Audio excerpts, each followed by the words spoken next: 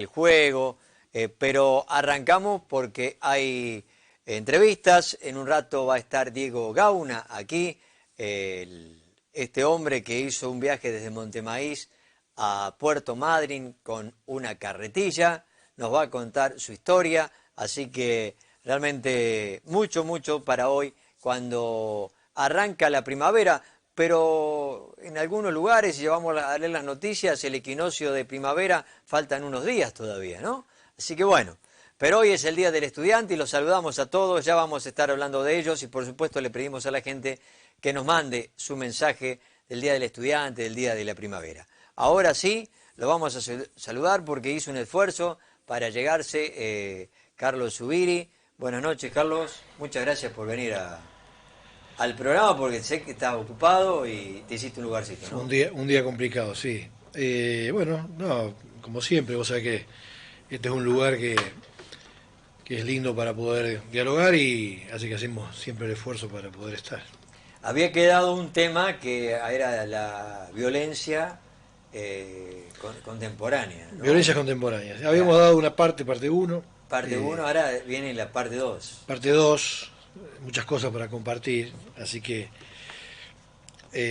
bueno, primero un saludo grande a todos los estudiantes, especialmente a todos mis alumnos. Espero que no sea solo un día de festejo y una conmemoración vinculada a una fecha, sino que sea el principio de un futuro donde necesitamos mucho de la población con educación, que sea un futuro donde el eje del mundo, el eje del país esté puesto en el conocimiento, ¿no? Nos hace falta. Así es.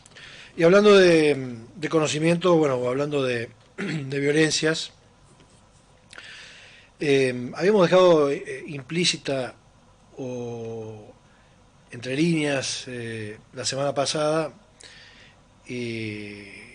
las violencias subliminales, las violencias supraliminales, esas violencias que no nos damos cuenta que existen, que aparecen, que están, o aquellas que ni siquiera podemos captar que se están sucediendo y que ocurren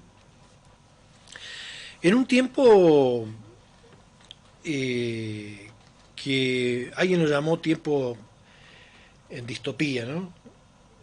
Porque es un tiempo totalmente inusual a lo que esperábamos, es un tiempo desquiciado, donde todo está fuera de articulación, donde se han perdido como te dije antes, los valores, las inquietudes por las grandes utopías. Bueno, recién hablábamos de los festejos de otros años y los placeres de ciertas fiestas utópicas. Bueno, hoy todo está regido por el orden, hoy todo está regido por el control, hoy todo está regido por una especie de control obsesivo que nos va indicando cómo ser, cómo vivir, cómo actuar, cómo festejar, cómo ser felices. Pero ese control no nos damos cuenta nosotros, Y es un ¿no? control obsesivo, el control obsesivo generalmente no es un control que tenga que ver con instinto de vida. Claro. Es un control que tiende en su dinámica a ejercer situaciones que llevan a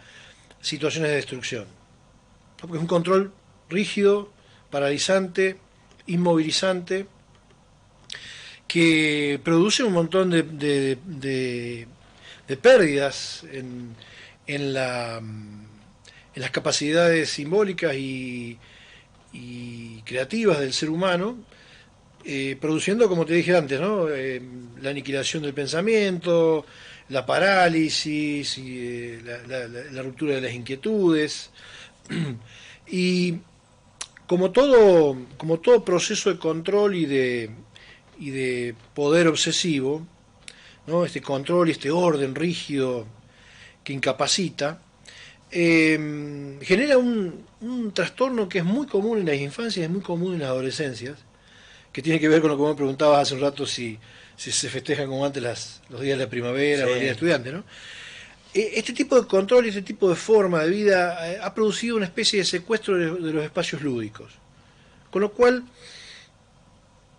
estamos imponiendo a nuestros niños y a nuestros jóvenes que tengan un necesario crecimiento intelectual, un crecimiento pseudo adulto, adelantándole un montón de etapas y evitando que tengan un espacio lúdico que es propio de estas etapas, ¿no? Etapas formativas. Con lo cual, cada vez que intervenimos, cada vez que tomamos parte, cada vez que procesamos una información sin pedir invitación, sin pedir permiso, estamos siendo violentos, estamos violentando el espacio de la vida del sujeto a quien estamos afectando. Virginia Ungar en SAP dijo, estamos viviendo un tiempo inquietado, no dijo inquieto, inquietado, porque se toman posturas que no nos damos cuenta, que están en el ambiente, en el contexto, y que generan inquietudes o que generan intranquilidad en los jóvenes, en los niños, porque inquietan con necesidades que no son las adecuadas para los tiempos lógicos de evolución del niño o del adolescente. Dábamos un ejemplo la vez pasada acerca de la educación sexual y algunas temáticas que a veces llegan en tiempos donde la mente no están en tiempos para procesar, y en lugar de ser un factor de educación termina siendo un factor de violencia. Y un conflicto de la mente. Obviamente, con todos los conflictos que esto tiene, ¿no? Por eso tiempo inquietado, porque hay como un forzamiento. ¿Por qué crees de ciertas que temáticas. Esto de lo lúdico, del juego, se ha perdido, Carlos? Porque la tecnología tiene mucho que ver con esto, o es la velocidad que estamos viviendo. Hay una creciente... bueno, esto es parte de una violencia social implícita, inmanente y supraliminal, que lo que busca no es la creatividad, ni el crecimiento, ni el desarrollo, sino lo que busca es el orden y el control. Es como si hubiera un gran fantasma que necesita que todos seamos uniformes, iguales, sin pensamiento creativo, sin pensamiento lúdico, sin pensamiento basado en las capacidades imaginativas, y por ende lo que busca es adoctrinar a una sociedad que funcione de una determinada manera dentro de ciertos parámetros y ciertos controles. Con lo cual termina siendo una situación terrible porque impone, fuerza y no escucha, ¿no? Lo que no hacemos hoy con nuestros jóvenes, o nuestros viejos también, y nuestros niños, hemos perdido la capacidad de escuchar, hemos perdido la capacidad de dialogar. Y cuando uno pierde la capacidad de escuchar y dialogar, lo que hace es forzar e imponer. Y eso es violento. Nosotros estamos acostumbrados a hablar de las violencias explícitas, predecibles, entendibles, que cualquier persona las puede definir, ¿no? Acá estamos hablando de otro tipo de violencias que son más duras todavía y que están vinculadas básicamente con el ejercicio como dispositivo de violencia, ¿no? Esta violencia que está de alguna manera premeditada, planteada, programada, y que cada vez se hace un dispositivo mucho más sofisticado, llevando adelante un montón de discursos de violencia que terminan siendo partícipes de un imaginario social que termina naturalizando la violencia. Sin ir más lejos, creo que la audiencia, mucha de nuestra audiencia anoche ha visto el debate televisivo de los vicepresidentes, candidatos a vicepresidente de la Nación. Fue un compendio, fue un espectáculo deshonroso de inadaptados sociales incapaces de poder dialogar.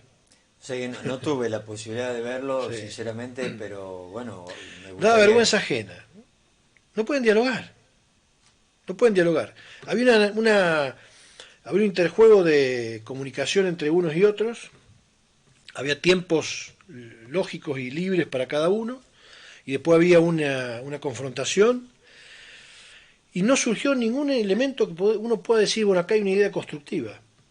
Eran todos acusaciones, actitudes violentas, de un montón de gente que ni más ni menos produce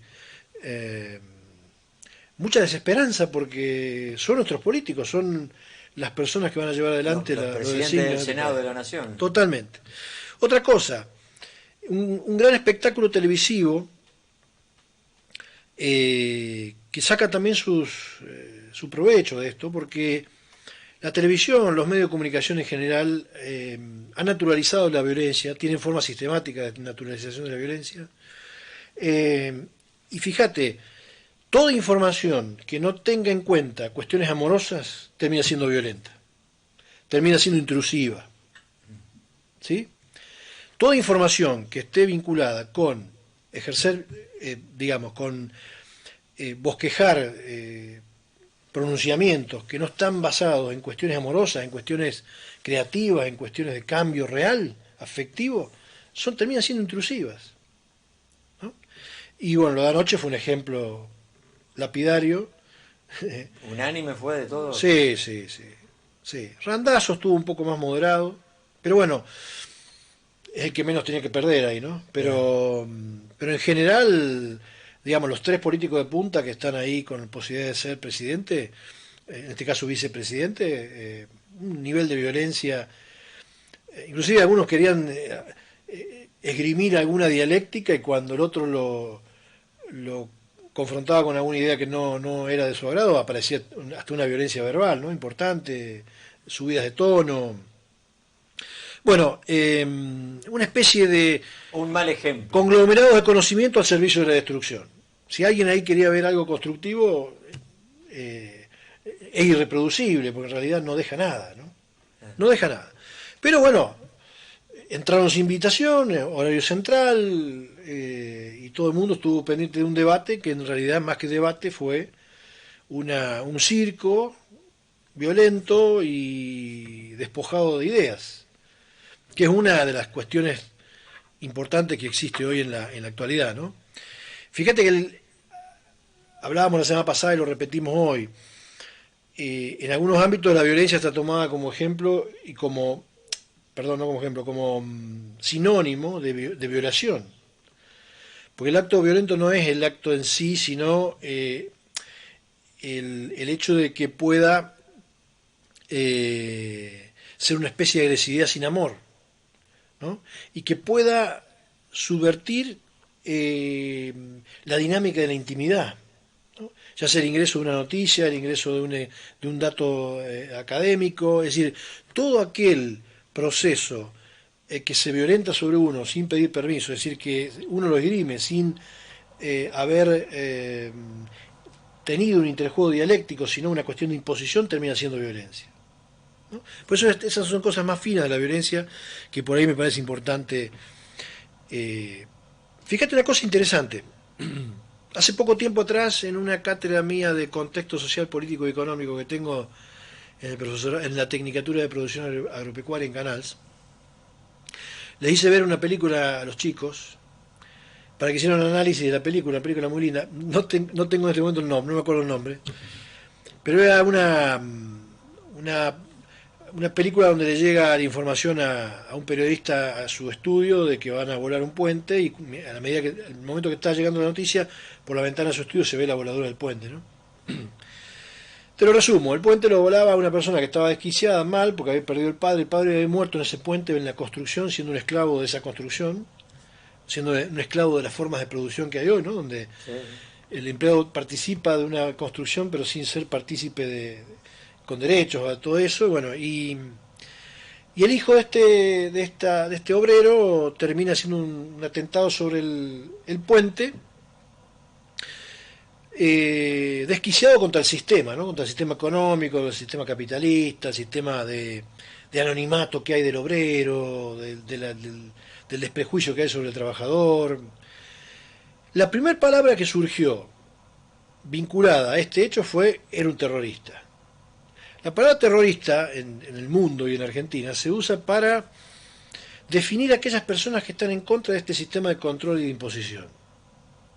Los grandes centros de control y de imposición del mundo tienen una agenda de cómo manejar y cómo controlar el mundo, y aquel que se disponga a oponerse, a querer ir contra esos poderes instituidos, termina siendo un terrorista.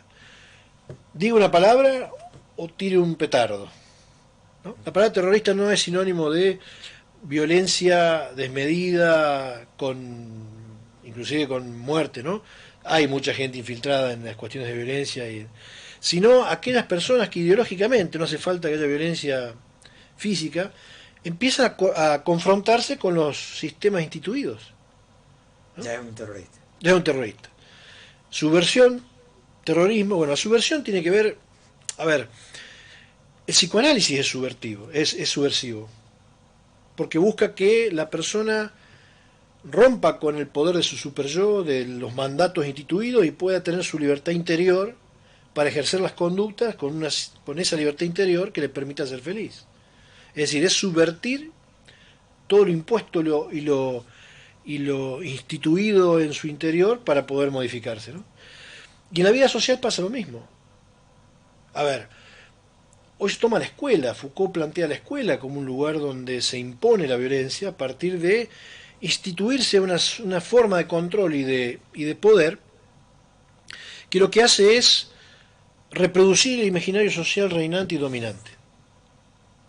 Es muy difícil que hoy vayamos a encontrar, hablando del Día de Estudiante, en las escuelas a un brillante que pueda tener brillo propio, que pueda tener un espacio para poder ejercer esa brillantez.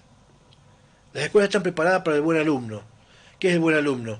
El buenito, el educado, el bien peinado, el que hace los deberes a tiempo. No está preparado para el subversivo, no está preparado para los Einstein, para los Freud, para los Galileo.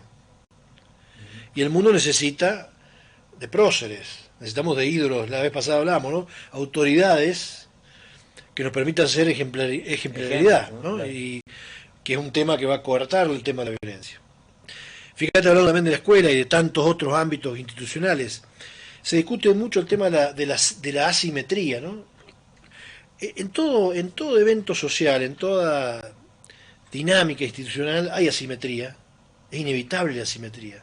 El problema es cuando hay asimetría con poder. El problema es cuando la asimetría se produce a partir del poder, a partir de la imposición. Yo rompo todo el tiempo la asimetría con mis alumnos, la simetría a favor de la asimetría, pero sabiendo muy bien de qué rol le ocupa cada uno, y en un interjuego amoroso. Es decir, sabemos que si vamos a romper algo que parece inusual, lo hacemos en términos amorosos. Entonces se entiende el contexto. Y no es violento, obviamente, que es de mucha valoración, de mucho cariño.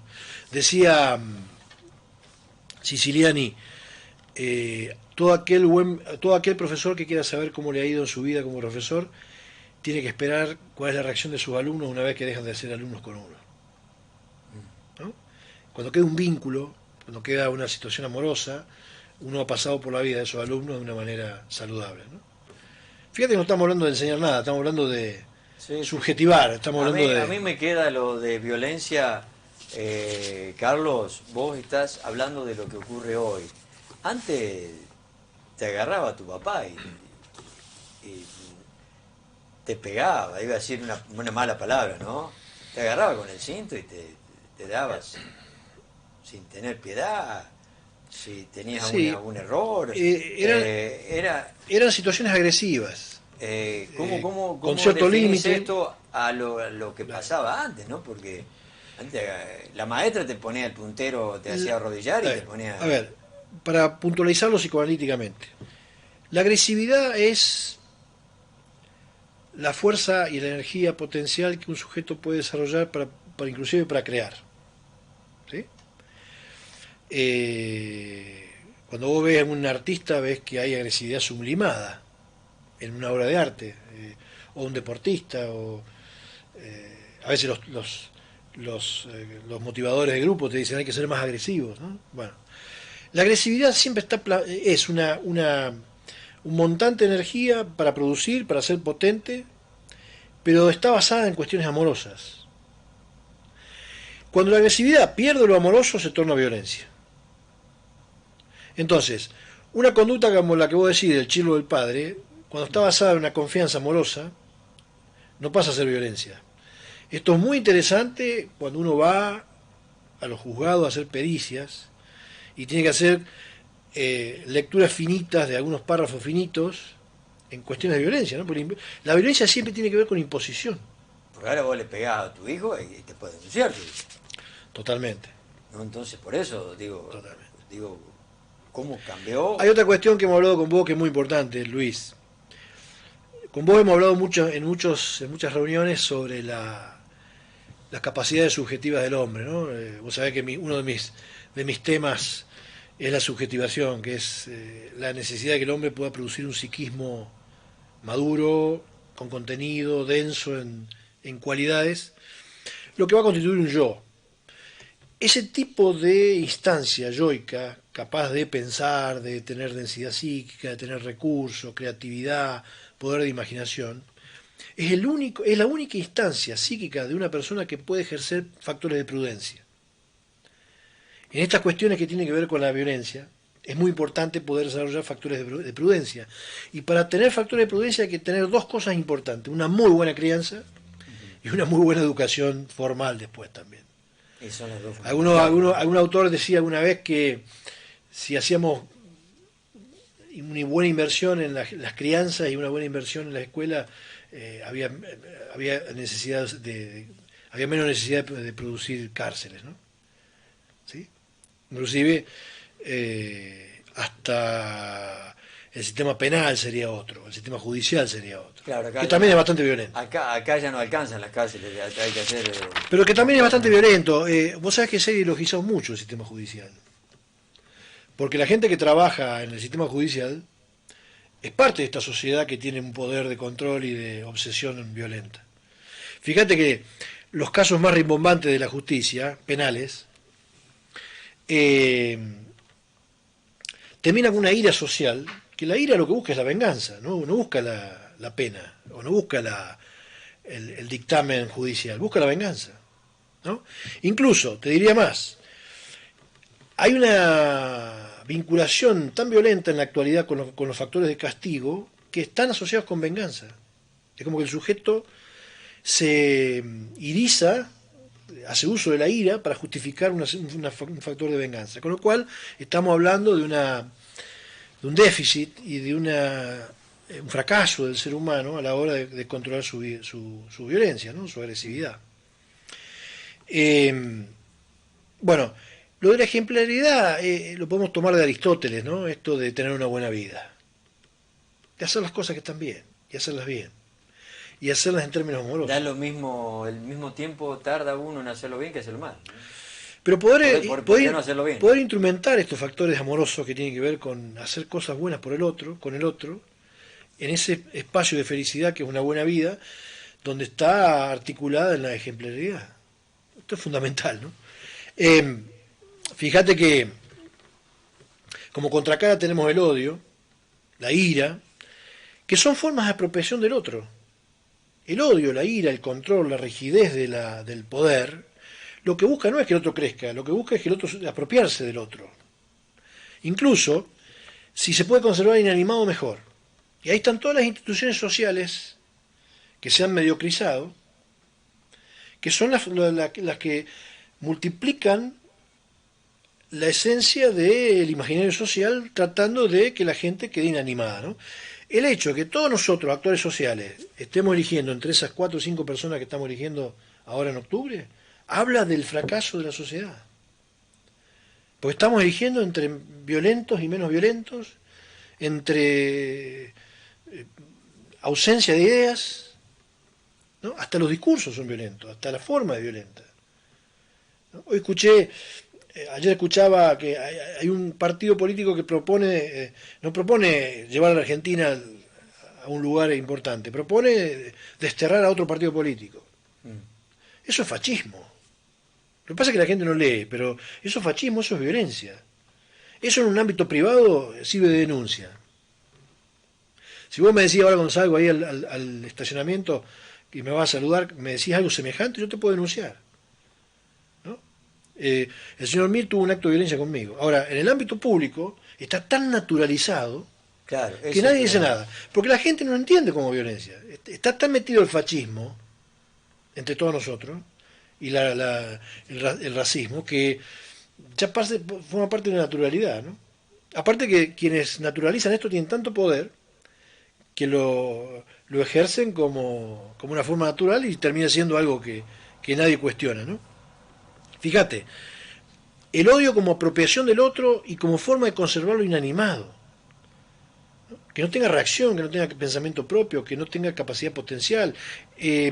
Leía algo para otro trabajo que estoy por presentar, esta idea de, bueno, habla de la ciudad, ¿no? El metro, el trabajo y el dormir, ¿no? El colectivo, el trabajo y el dormir. O el ir a trabajar, trabajar y dormir. Es todo lo que necesitan de nosotros. Ahora, no tengas pensamiento propio, no tengas ideas diferentes, no te opongas al sistema instituido, no modifiques grandes programas de estudio cuando vienen hace 40 años con un nivel de mediocridad y de fosilidad terrible en el ámbito educativo y en tantos otros programas en salud también. No, inanimados, tenemos que ser inanimados. Tenemos que ser inanimados. Y esta es la forma de sociedad que vivimos. Bueno, es una violencia importante. La violencia tiene 3 factores fundamentales: ejercer poder, dominar y controlar, ¿no? Entonces, a ver, a mí no me asusta el tipo que le roba a otro para poder comer o para poder consumir algo. Hay gente que roba para poder comprar droga. No sé, cada cual sabe para qué roba. A mí me preocupa la violencia esta, subliminal, supraliminal, que se ejerce por gente muy poderosa y que tiene hasta formas, fíjate, otra forma de definirlo, ¿no?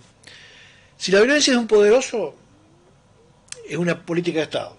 Si la violencia es del desesperado, es un terrorista o un tipo peligroso, o hay una cárcel para él, ¿no? La violencia de los desesperados es la violencia de la población que está sin esperanzas, ¿no? Cuando uno te quedas sin esperanza y te quedas con desesperación, no te queda otra cosa que la violencia. No tenés opciones, ahí no hay yo, ¿no? La gente tiene que comprender que esa gente no tiene capacidad potencial de poder hablar porque está desesperada, de poder pensar porque está desesperada. Ahora, diferente es el ejercicio de la violencia por parte de los poderosos, que la ejercen todo el tiempo Y que la hay. y que produce todas estas cosas que hemos planteado entre el jueves pasado y hoy, que es tratar de que todos nosotros seamos objetos inanimados, controlados. Bueno, haceme un cierre de cómo salir de esto. Con un proyecto de autonomía. Hay un libro, yo voy a sugerir, mira, en el cierre voy a sugerir, hay un libro, La sociedad en decadencia de Castoriadis. Él hace un proyecto ahí acerca de la necesidad de nuevas agrupaciones, de nuevas minorías, que comiencen con unas formas de autogobierno, una forma de autogestión, tratando de que en los ámbitos donde se haga necesario, no esperar el poder superior, sino empezar a ejercer poder a partir de el poder sano, a partir de la propia autogestión y el autogobierno, ¿no? Un proyecto de autonomía, que nuestra autonomía la podemos usar en cosas que podamos imaginar para el bien. Yo lo he hecho.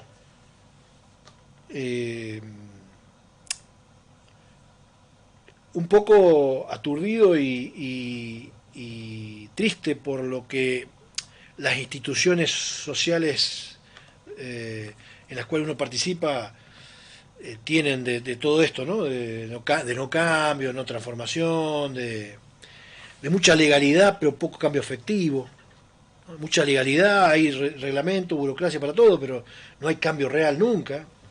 Entonces armé Escuche Palabra. Escuche Palabra es un ámbito donde horizontal, donde hay una simetría horizontal, donde todos tenemos voz y escucha, y donde lo que hacemos es producir charlas, debates, publicaciones, discusiones. Es como una especie de escuela abierta donde le brindamos cosas a la sociedad y donde también participamos en ayudas en algunos proyectos, en algunas cosas que se están dando, ¿no? Y donde tenemos acceso a un montón de agrupaciones que en muchos lugares del país que están trabajando en muchas cosas que son muy importantes. Por ejemplo, todas las cuestiones ambientales del país las están manejando agrupaciones que no son oficiales. Lo que pasa es que no se conocen porque los grandes medios de comunicación están al servicio de los negocios, ¿no? Que se meten con el medio ambiente. Así, sí. ¿No? Pero bueno, hay toda una cuestión que es muy interesante, pero bueno, y después tener mucha inteligencia, tener mucha formación, leer mucho, Yo te avisé hace un rato vos que vine una horita antes, estaba acá al frente tomando un café, leyendo un libro y preparando algunos temas más para esta charla. Y ahora me voy porque tengo la charla Adolescencias Contemporáneas, la voy a dar yo esta noche en Escucha y Palabra, va por Meet. Y bueno, estamos Qué bueno, activos. qué bueno. ¿Eh? Carlos, agradecido, No, como a vos. siempre. A vos y a la gente que escuche. Estaremos con otro tema el jueves que viene, algo que tenga que ver con todo esto del psicoanálisis Seguramente. y de cómo Y estamos, como, ¿no? y como una forma también de autogestión y de proyecto de autonomía, estaría bueno que pudiéramos trabajar y contestar y compartir con la gente las inquietudes que la gente nos pueda transmitir. Porque hay muchísimas temáticas, hay muchas cosas. Algunas son más fáciles para la televisión. Hay muchas cosas metapsicológicas que yo no traigo a la televisión, muchas cosas muy finas, muy Sí, que uno lo discute con profesionales, con colegas, pero también hay otras cuestiones que son muy útiles y que son muy necesarias, sabes ¿no? que no, por respeto no voy a dar el nombre todavía, pero hay un cura párroco de la zona que nos ve y le interesa la charla y dice, me gustaría estar en algún momento ahí presente. Y bueno, algún día lo vamos a invitar cuando vengas Por a que supuesto, se haga presente y pueda tirar alguna idea también, ¿no? Para que sea más enriquecedora toda la charla. Así que, me parece extraordinario. Fíjate una cosita más, ¿no? Anoche en el debate los políticos se sacaron los ojos. Hace 6, 7 años atrás estuve hice un taller en un grupo, un Ateneo juvenil de sociedades rurales, en Leones. Había 10 o 12 asociaciones rurales haciendo un Ateneo juvenil. Estaba Kovalov, el filósofo de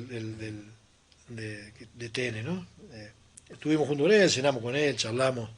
Él es uno de los, vos me preguntabas por Pessoa hace un rato, es uno sí. de los traductores al castellano de Pessoa, porque es portugués, Ajá. al castellano.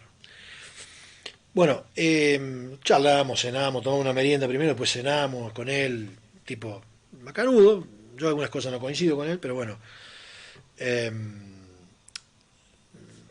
por varias razones, pero bueno, para otra charla. Pero interesante. Y en ese taller los chicos jóvenes de la sociedad rural propusieron que en algún Ateneo pudiera invitar a los jóvenes de la Cámpora, que eran los jóvenes de supuestamente la oposición a lo que ideológicamente maneja la sociedad rural, ¿no? Y todos aplaudieron. Fue un chico de Chajarí, nunca me voy a olvidar. Un chico de Chajarí, de Entre Ríos. No es casual que sea del litoral, ¿no? Y todos aplaudieron y la mesa grande, de gente grande, de directivos que estaba ahí escuchando el taller de los chicos, casi se mueren todos de un infarto. O sea, no hay espacio, no hay lugar para poder convivir con el otro diferente. Eso también es violento. Yo no puedo decir, yo no puedo hacer de mi proyecto la destrucción del otro. El otro no me gusta, bueno, vamos a Bueno, es charlar, lo que está vamos a sucediendo ahora, ¿no? confrontar, vamos a dialogar. Es lo que está sucediendo ahora, no hay diálogo. Yo, yo la primera vez que fui a SAP en Buenos Aires estaba un poco inhibido porque decía, ¿qué voy a decir acá entre todos estos animales, ¿no? Y después me di cuenta que hay dialéctica, que ahí toman todas las palabras que haya, desde una palabra insensata hasta una palabra muy bien dicha, y todo sirve para construir la idea que se va a desarrollar finalmente en todo el ciclo. Es genial. Bueno, ¿Cuánta falta hace yo eso en el veía lo de debate en anoche y España? decía, bueno, esta gente habría que llevarla toda a pasar un simposio un fin de semana y la verdad que me aterra la pobreza intelectual con la cual de la gente que tenemos como padrinazgo de políticos Y de, los que nos van a gobernar, no me va a gobernar. ¿no? Carlos, muchas gracias. A vos. Vamos a la pausa, Pedro. Ya está Diego Gauna aquí. Muy bien. Ya venimos. Pausa y venimos.